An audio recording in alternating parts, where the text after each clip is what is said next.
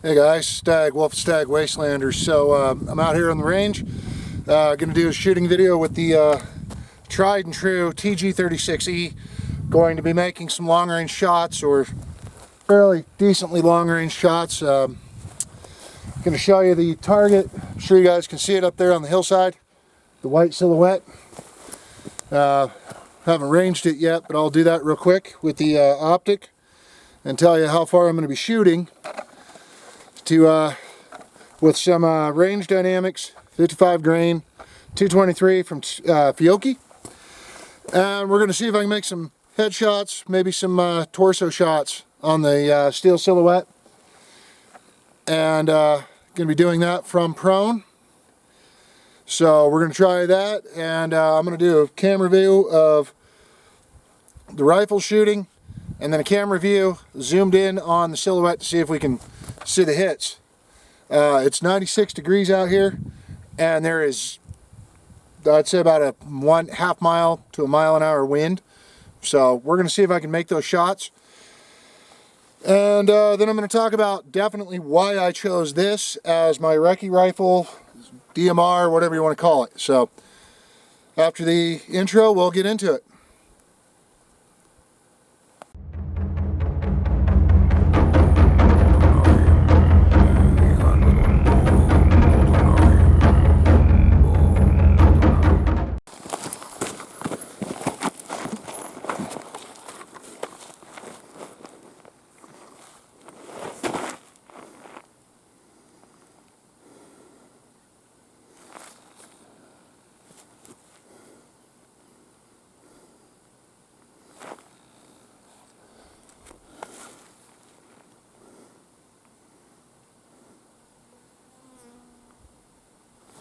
Alright guys, so estimation 200 meters. So what I'm going to do is I'm going to get some close-ups, or get some video of me shooting from prone, and then get video of the target hit. I'm going to fire 5 shots. You'll see those in the video, and then we'll go from there.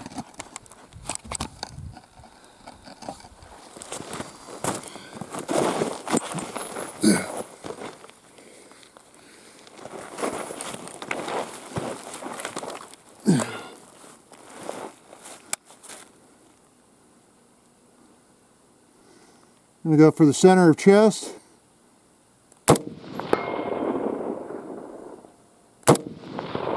Miss. Miss.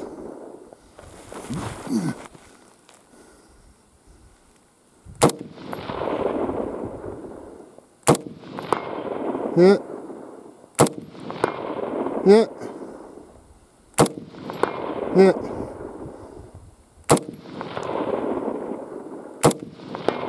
Hit. So I know it was more than 5 shots, but I wanted to get some video of that. And then we're going to see, then we'll see from the upper view, zoomed in, of my hits. So we'll go to that right now.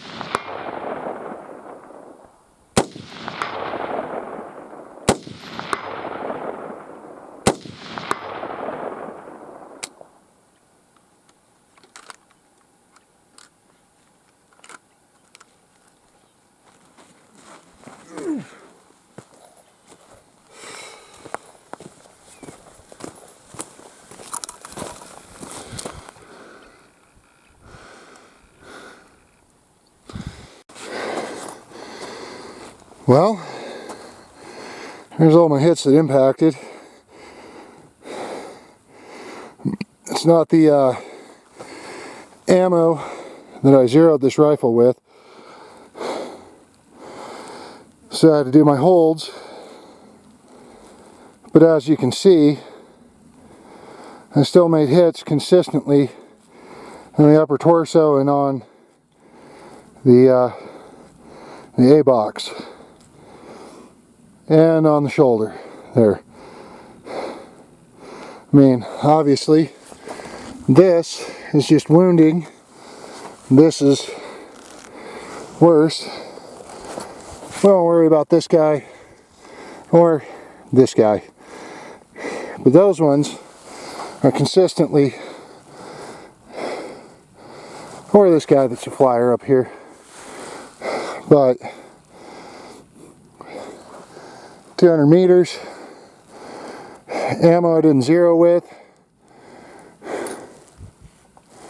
and where I was off, that's not bad. I mean, we'll go back to the truck. I'll bring the target back down, of course, and we'll discuss why I chose this rifle and what I could do differently. Obviously, if I had the ammo I zeroed with, this would have been a different story. But it's not just the ammo, it's the person behind the trigger on their rifle. And depending on the amount of trigger time you have behind your rifle, you can even make hits consistently with ammo that's not consistent. So stay tuned. Alright, so you guys saw my my shooting. It wasn't the most accurate in the world. It wasn't meant to be. This isn't supposed to be an accurate rifle. It's meant to be a combat rifle, and that's basically what it is. It does work for a RECCE rifle. It's lightweight enough. It's just accurate enough that it'll get the job done. As you guys can see, there were some good groupings on that steel, consistent, even though it's not the ammo that I zeroed with. So there were variables out there. Sorry, I got sweat in my eye. So one of the variables is I was monopotting on top of a mag pull on a PMag.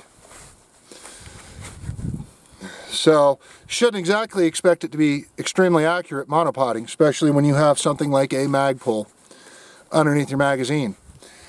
Two, there's about a 200 foot elevation difference down there from where we're at.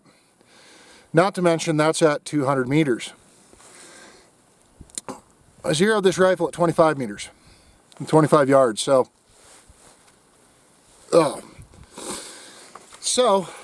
I zeroed it with different ammo, better ammo, honestly, but that's some cheap, easy to get ammo that I had here today.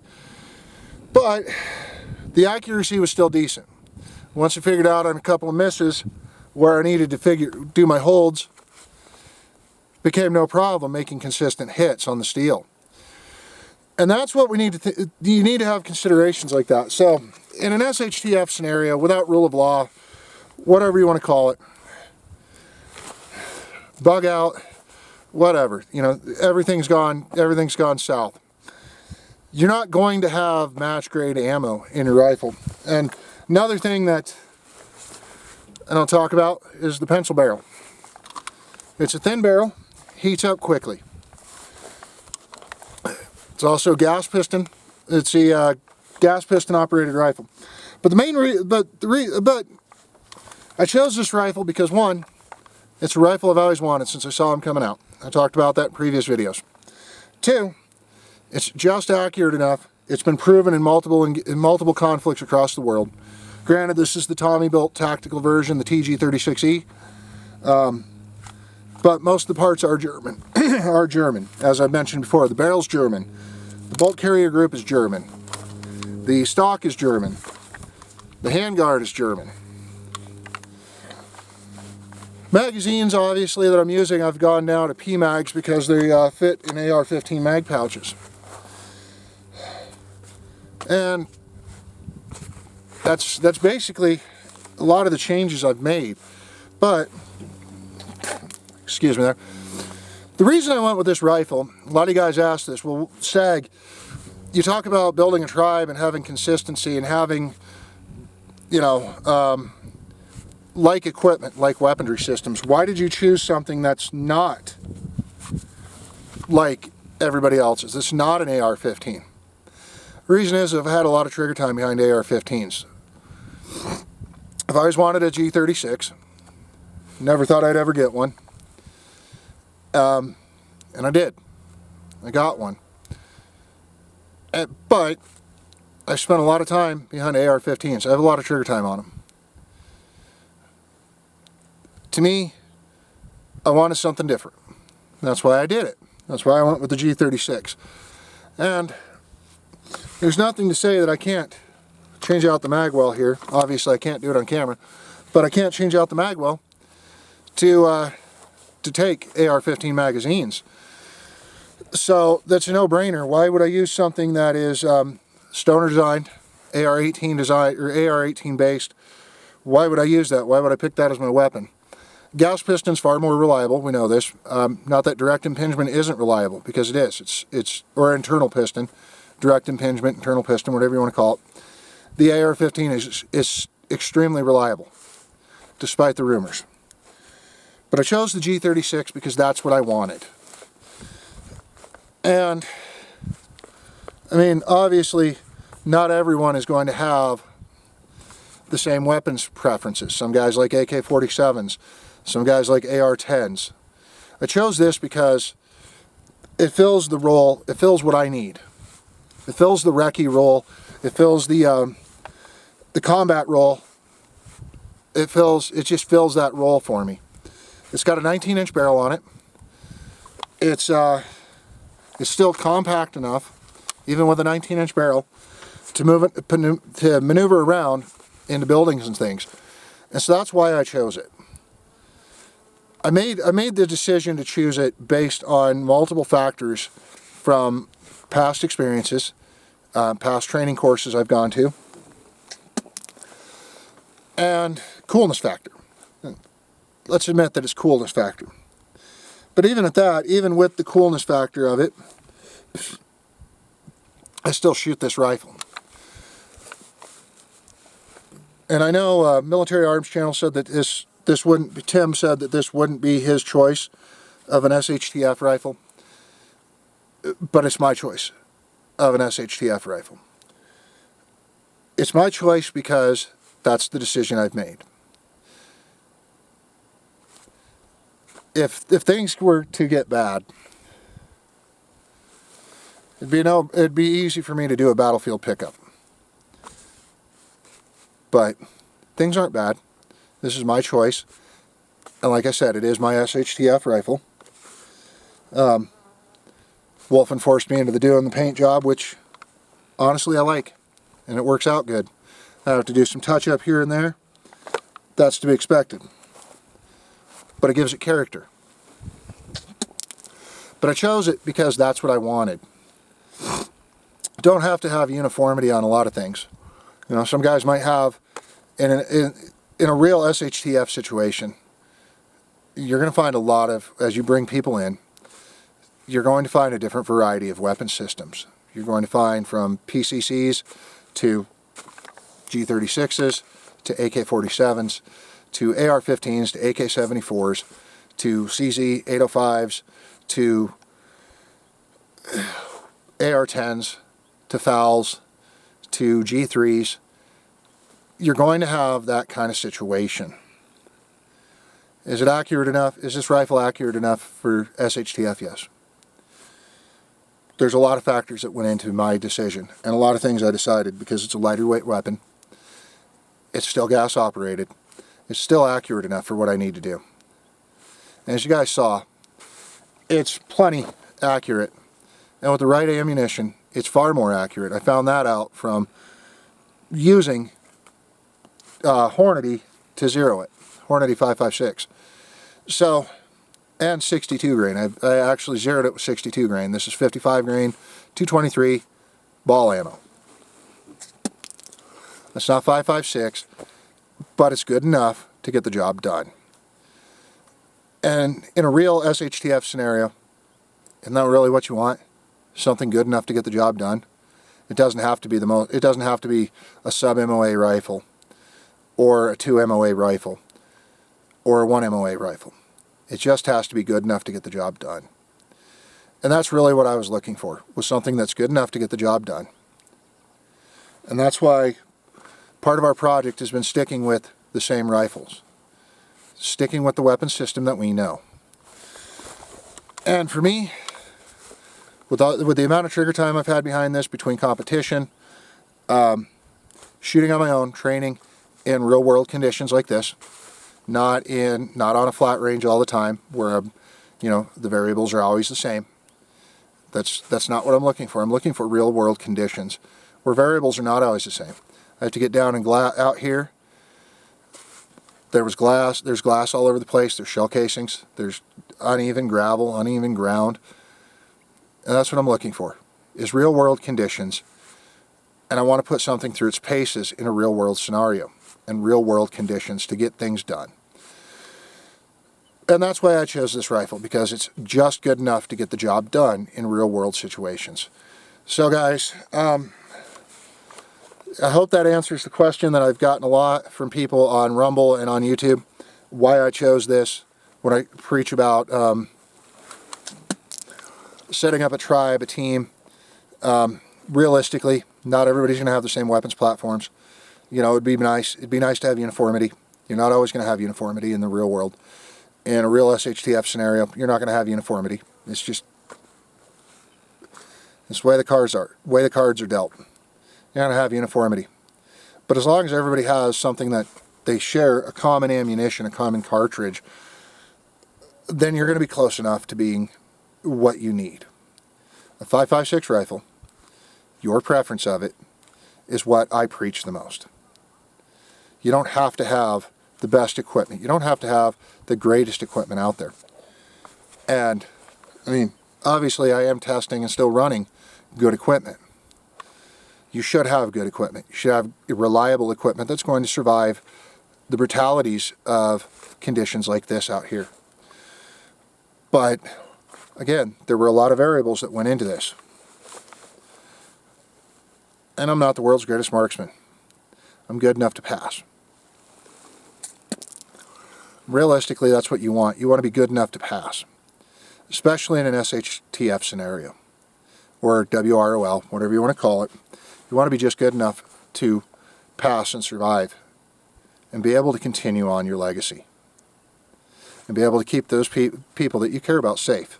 And that's all this is really about. Being prepared, being equipped. Like I've said and preached a dozen times, having thousands of dollars worth of gear, but not having real world training, just going to a flat range and training in your equipment, is not good enough. You need to get out in situations like this. Yeah, that hike was a little bit rough on me because, again, I got a beer belly. I'm a little out of shape. But it wasn't anything I couldn't make. Plus, you guys got to realize that plate weighs 35 pounds. Okay? 35 pounds.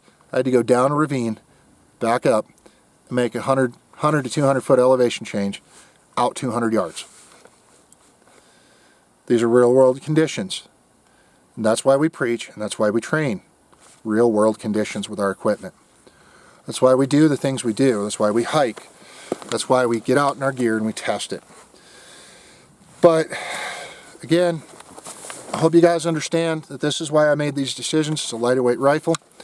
It's a lot easier for me to carry. And realistically, it's good enough to get the job done. It's not a sub MOA rifle by any means. It's supposed to be a 4 MOA rifle. I'm consistently on a flat range in perfect conditions. I'm getting consistently 1 MOA. Sometimes, most of the time, part of the time, sub MOA out of it. That's in perfect conditions. You couldn't get much more perfect in this real world scenario here. Hardly any wind. but it's also hot. So the heat is also a condition that you have to consider. But am I satisfied overall with having the TG36 and having the years behind the trigger on it? Absolutely. It's the rifle I, like I said, chose for multiple reasons. It's the rifle I've always wanted. And it's the rifle for my SHTF. It is what I would use. My GTW